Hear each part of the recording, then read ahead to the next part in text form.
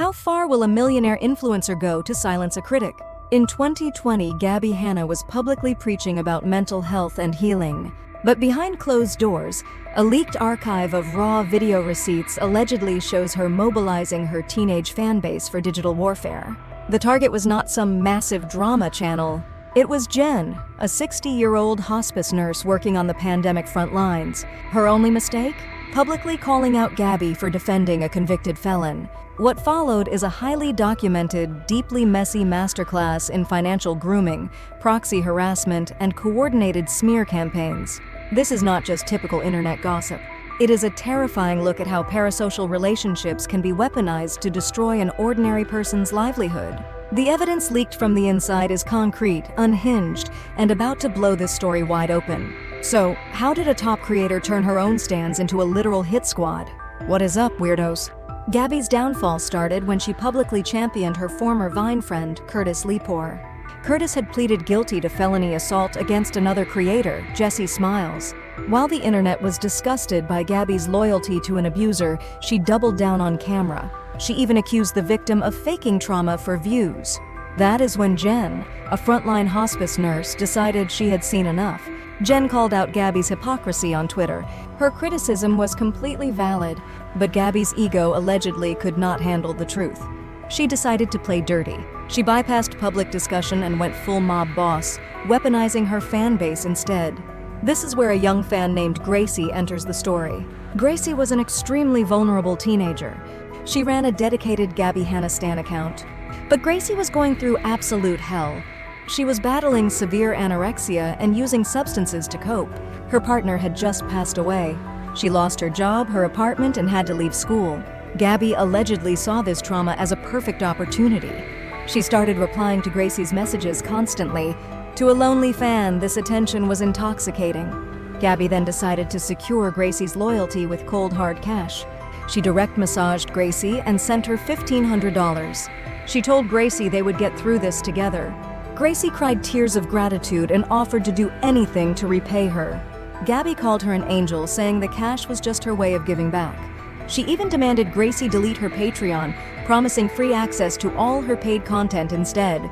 In exchange, Gabbie wanted constant, unhinged dedication. At 2 a.m, Gabbie would send frantic texts asking Gracie if she was awake. She had her doing bizarre favors, like investigating random people online. Gabbie was quietly building a secret internet militia. She promised they would eventually hang out in person, get high, and talk for hours. Gracie felt like she was part of an exclusive family. But in reality, Gabbie was allegedly grooming her stans for a coordinated proxy war. Soon, she decided it was time to unleash them. She sent Gracie a screenshot of an Instagram post criticizing her character. Gabbie told Gracie to rally the troops immediately to flood the comment section. She explicitly stated the attack could not look like it came from her because her blood pressure was boiling. She instructed Gracie to coordinate with other fan groups like the Peach Pies. Gabbie argued she was not mad about a bad review, accusing Jen of lying and mocking her. She wanted her moderators to claim the criticism was 10,000% false, but Gabbie's digital hit squad was about to escalate this petty feud into a life-ruining crime. Out of nowhere, a mysterious anonymous Twitter account named Bungle X appeared. This account accused Jen of committing sexual assault against a young girl. The tweet had 0 evidence, 0 victims, and 0 receipts. It was a complete and utter fabrication. Yet Gabbie's loyal fanbase did not care. They immediately weaponized the lie. Stans began calling Jen's actual workplace in the middle of a global pandemic. They branded the 60-year-old nurse a dangerous predator. Jen had outstanding references for a job she previously held, but the relentless phone calls ruined her chances. The company ghosted her. Jen lost her livelihood during a global crisis, believing she had brought this nightmare on herself. For years, Jen lived with this trauma, but eventually, Gracie reached out to Jen via email. Gracie apologized for the pain she had caused, admitting Gabbie's heavy influence was a massive understatement. She confirmed they were directed behind the scenes to destroy Jen's life, but Gracie left out one critical detail. She had been quietly saving their private communication for years, and those secret files were about to surface. But first, the extreme pressure of defending a millionaire's lies was about to push her top soldier to the absolute edge. The backlash from the fake allegations eventually fell back onto Gracie. She became the target of intense internet hatred. Gracie could not handle the stress and attempted to end her life. When Gabbie found out, she did not offer comfort. Instead, she asked Gracie for permission to use her suicide attempt in her upcoming comeback video. She wanted to prove her critics were harassing her innocent fans. She completely ignored her own role in Gracie's breakdown. After Gracie returned from treatment, Gabbie immediately ghosted her. When Gracie confronted her, Gabbie sent massive paragraphs of text. She told Gracie their friendship was entirely imaginary. She claimed Gracie was being incredibly parasocial and that she was simply being nice to a fan. Gabbie completely discarded her most loyal follower once she was no longer useful. Gracie was left traumatized, terrified of what Gabbie might do to her next. That is when she decided to release the ultimate weapon. Gracie leaked an entire archive of video receipts. These were video files saved from a video messaging app, exposing the behind-the-scenes reality. The videos showed Gabbie and her boyfriend, Peyton, sitting on a couch, actively coordinating the smear campaign.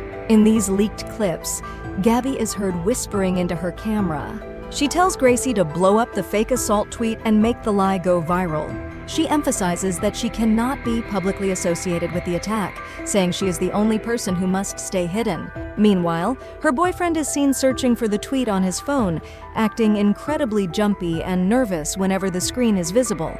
Many drama channels believe Gabbie or Peyton created the Bungle X account themselves.